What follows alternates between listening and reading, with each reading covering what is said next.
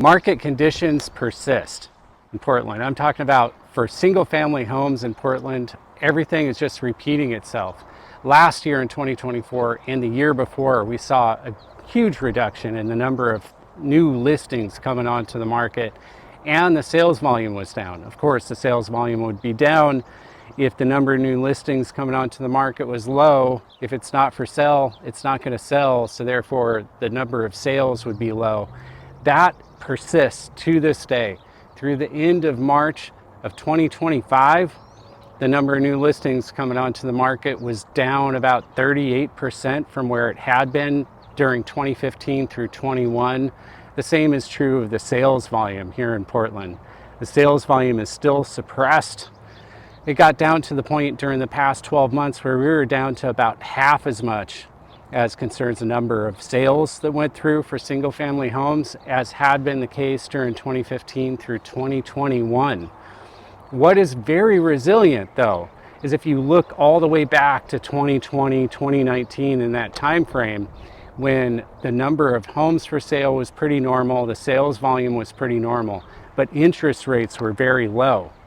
If you look all the way back to 2020, the interest rate, the 30-year fixed rate loan rate around the US on average was around 3%. It got below 3%, a little bit above 3%.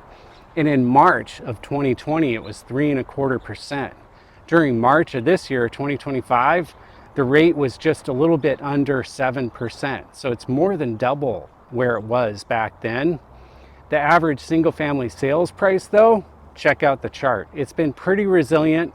It's been about the same over the past few years, but in comparison with 2020, we're up about $125,000 roughly on average for the average single family sales price. So prices have been resilient over the past few years, even in the face of ever increasing interest rates and interest rates that have persisted to be high. They didn't just pop up and then fall back down like a lot of people thought that they might. They have persisted at about 7%. Last year, for that matter, we got above 8% for a little while. Single family sales prices, though, have hung in there. The one thing that started to happen at the end of last year, at the end of 2024, was that the time on market, we're talking about during the whole second half of 2024, the number of days it took before sellers of single family homes accepted offers on their houses started increasing. You can see on the chart that the time it was taking got higher and higher and higher. And in fact, towards the end of the year, we got up to a point where the number of days on market before sellers accepted offers on their single family homes in Portland was at basically an all-time, not all-time high, but high for the past 10 years out of any individual month. It got to be very high. It persisted, but it's fallen back down into what I'd consider a normal range. As you can see on the chart, it's still a little bit on the high end, but in March, also in February, you can see the line showing how many days it took for sellers to accept offers on their single family homes here in Portland started dropping back down into a normal range. I'm John McPherson. Call me anytime about Portland's real estate market.